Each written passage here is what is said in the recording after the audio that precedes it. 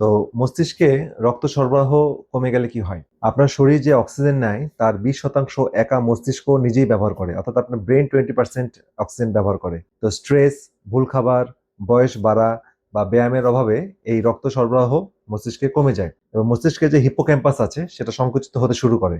তখনই আসছে brain fog, স্মৃতিভ্রম বা ডিমেনশিয়া, বিষণ্ণতা, আপনার অ্যাংজাইটি, স্ট্রেস, ঘুমের সমস্যা বা ইনসোমনিয়া, এই সমস্যাগুলো আসে। তো এখন আসলে এর সমাধান কি? তো 5টি গুরুত্বপূর্ণ সাপ্লিমেন্ট আমি বলেছি যে আজকে বলবো। তো প্রথম যে সাপ্লিমেন্ট আমি বলতে যাচ্ছি সেটা হচ্ছে ম্যাগনেসিয়াম এল-থ্রিওনেট।